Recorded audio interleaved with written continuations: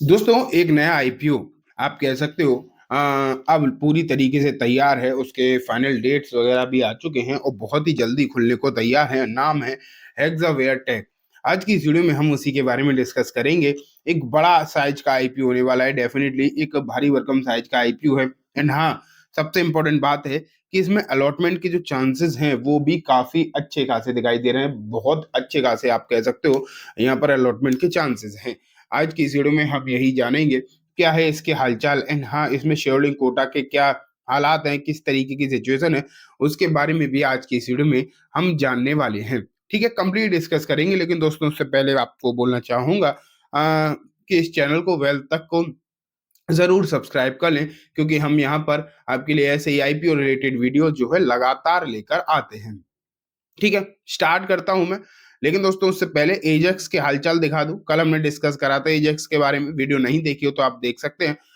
आ इस पर अगर आप जीएमपी की बात करें तो यहाँ पर 8.9% की जीएमपी आपको देखने को मिल रही है, जो कि बहुत अच्छी नहीं है डेफिनेटली। अगर आप इसके ओपनिंग डेट देखेंगे 10 फरवरी है, अभी भी 3-4 दिन का समय बाकी है, तो हो सकता है इसमें आपको जो है जीएमपी बढ़ती हुई देखने को मिल जाए, क्योंकि इसके फंडामेंटल्स अगर देखोगे आप तो अच्छे दिखाई दे रहे हैं। बहुत ही शानदार ग्रोइंग कंपनी आपको फंडामेंटल तौर पर देखने को मिल रही है। और साथ में अगर देखोगे तो यहाँ पर वैल्यूएशन भी आपको बहुत ही रीजनेबल देखने को मिल रही है। तो चांसेस हैं कि यहाँ पर आपको इसकी जो जीएमपी है वो धीरे धीरे करके बढ़ती हुई देखने को मिल जाए।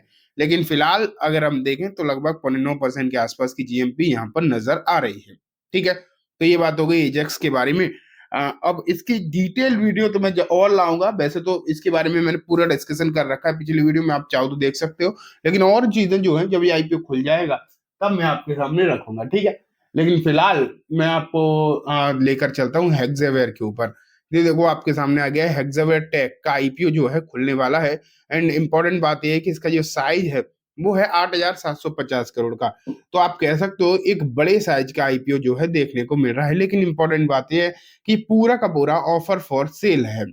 ये देख पा रहे हो, पूरा का पूरा ऑफर फॉर सेल है। यहाँ पर कुछ भी मतलब ऐसा नहीं। ऑफर फॉर सेल एग्जैक्टली आप ये मान के चलो कि अच्छा नहीं माना जाता। किसी भी कंपनी में अगर पूरा का पूरा ऑफर फिर से लाना है तो इसका मतलब होता है जो पुराने इन्वेस्टर होते हैं वो निकलना चाहते हैं। लेकिन इसके केस में एक और चीज है इंपॉर्टेंट। वो क्या है दोस्तों? वो ये है कि अगर आपको पता हो तो ये हेक्सावेयर टेक ना ये पहले भी लिस्टेड कंपनी थी। अभी तो ये चलो आईपीओ आने वाला है, लेकिन ये पहले भी लिस्टेड कंपनी थी।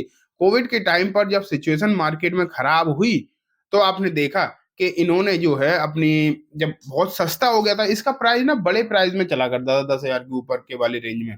लेकिन जब इन्होंने देखा कि बेसिकली कोविड में मार्केट की हालत खराब हुई और मार्केट में तो ज्यादातर शेयर्स टूट गए बुरी तरीके से, तो इन्होंने देखा कि हमारा शेयर भी बहुत बुरी तरीके से टूट चुका है। तो उन्होंने अपनी कंपनी को डी लिस्ट करा दिया और सस्ते रेट पर अपने सभी शेयर्स उठा लिए। इन्हें अपनी कंपनी के फंडामेंटल्स पर भरोसा रहा होगा, इसलिए इन्होंने सस्ते रेट पर सभी जो है बेसिकली आप कह सकते हो शेयर्स खरीदी, पूरी कंपनी ही खरीद ली जो मार्केट में थी। तो अब ये क्या चाह रहे हैं कि दोबारा से इसे लिस्ट कराया जाए, क्योंकि अभी मार्केट की वैल्यूएशन सही है, तो ये चाह रहे होंगे हाई वैल्यूएशन पर हम लेकर आ जाएं। तो वो तो हम देखेंगे वैल्यूएशन वगैरह का क्या सीन है।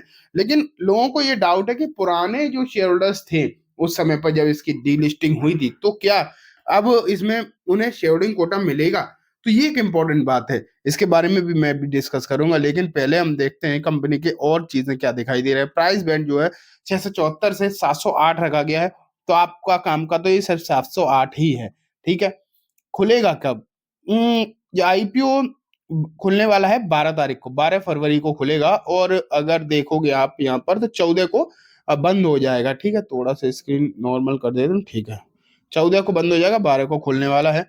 एंड जो लिस्टिंग होगी इसकी वो लगभग 19 तारीख को हो जाएगी। तो ये आप यहाँ पर देख पा रहे हैं। आगे बढ़ते हैं और पहले तो फंडामेंटल समझने की कोशिश करते हैं। डेट्स तो अभी मैं आपको और क्लियरली दिखा दूंगा, लेकिन पहले हम देखते हैं कि इसके कंपनी क्या करती है।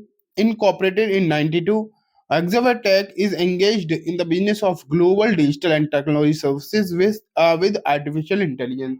कंपनी का नाम के सामने लगा है आर्टिफिशियल इंटेलिजेंस, तो अपने यहाँ पे आप ये मान के चलिए आज के समय पर स्कोप तो है ही इस पर्टिकुलर फील्ड में। तो डेफिनेटली चलो समझते हैं हम।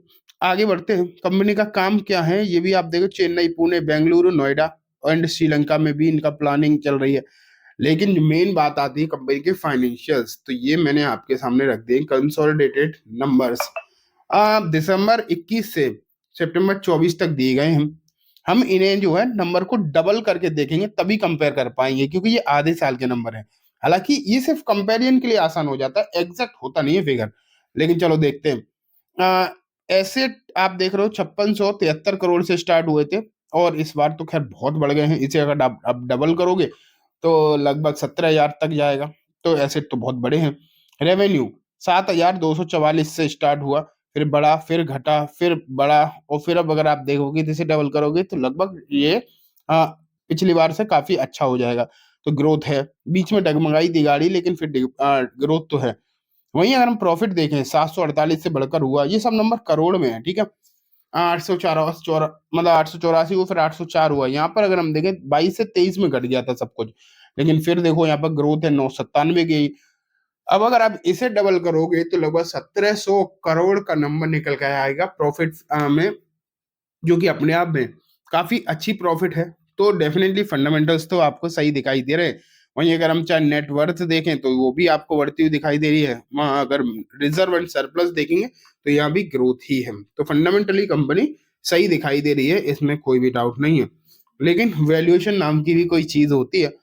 ये भी देखना है कि वैल्यूएशन का क्या हालचाल है। क्या ऐसा तो नहीं कि फंडामेंटल्स तो ठीक है लेकिन वैल्यूएशन को इन्होंने कोई अनाप शनाप मांग ली हो, क्योंकि पहले इन्होंने ये कर रखा है कि जैसे ही थोड़ा सा मार्केट में ऊपर नीचे हुआ उन्होंने डीलिस्टिंग कराकर थोड़ी सी इन्वेस्टर्स का माइंडसेट तो उससे पता चला कि माइंडसेट तो सिर्फ मनी ओरिएंटेड है, इन्हें अपने इन्वेस्टर्स की कोई खास परवाह नहीं है, ये इन्होंने दिखाया है। लेकिन अब अगर हम देखें तो वही बात आती है शेयरहोल्डिंग कोटा वाली। तो मैं अगर आपको बताऊं तो शेयरहोल्डिंग कोटा तो नहीं मिलेगा, ये तो आप पक्का मान के चलो। शेयरहोल्डिंग कोटा जो है नहीं मिलेगा, क्योंकि ऐसा कोई कोटा होता नहीं है जो कि पहले के जो शेयर होल्डर थे उन्हें कोई कोटा मिल जाए, नहीं। इस बात में, इस गलतफहमी में मेरे हिसाब से किसी को नहीं रहना चाहिए। लेकिन अब मैं आपको जीएमपी दिखा देता हूँ एंड फंड मतलब वैल्यूएशन दिखा देता हूँ। जीएमपी अगर हम देखें तो सिर्फ 3% है, जो कि बहुत ही कम है, डेफिनेटली बहुत कम दिखाई दे रही है। तो जब खुलेगा तब देखेंगे शायद बढ़ जाए, लेकिन फिलहाल अगर हम देखें बहुत कम है।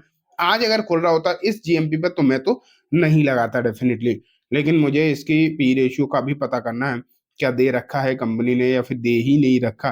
तो 1 सेकेंड, कंपनी ने अभी पी रेशियो नहीं दे रखा है। चलो हो सकता है आगे जब खुलने से 1-2 दिन पहले आ जाए, लेकिन फिलहाल तो पता नहीं चला इसका पी रेशियो क्या है। तो चलो जब आएगा तब देखेंगे, लेकिन फिलहाल फंडामेंटल्स ठीक है, लेकिन वैल्यूएशन का पता नहीं चल रहा है एंड जीएमपी भी बहुत कम है। इस पर डिसीजन तो उसी समय पर ले पाऊंगा जब आईपीओ जब ओपन हो जाएगा। लेकिन फिलहाल तक की चीजें जो हमने पूरी क्लियर कर ली हैं। ये तो मैंने आपको बता दिया, शेयर होल्डिंग कोटा नहीं मिलेगा। आईपीओ का साइज बढ़ाए तो अलॉटमेंट के चांसेस डेफिनेटली ज्यादा होंगे। तो चलिए दोस्तों, आज की इस वीडियो में बस इतना ही। उम्मीद है वीडियो पसंद आई होगी। वीडियो अच्छी लगी हो तो लाइक करना, चैनल को भी जरूर सब्सक्राइब करना, जाते जाते बेल आइकन भी दबा देना, जिससे कि जब भी मैं कोई नई वीडियो डालूं आपके पास नोटिफिकेशन आ जाए। एंड दोस्तों ये वीडियो सिर्फ और सिर्फ एजुकेशन इन्फॉर्मेशन पर्पज से है, तो किसी भी तरीके की बाइंग सेलिंग की रिकमेंडेशन के तौर पर बिल्कुल भी ना देखें। Thank you.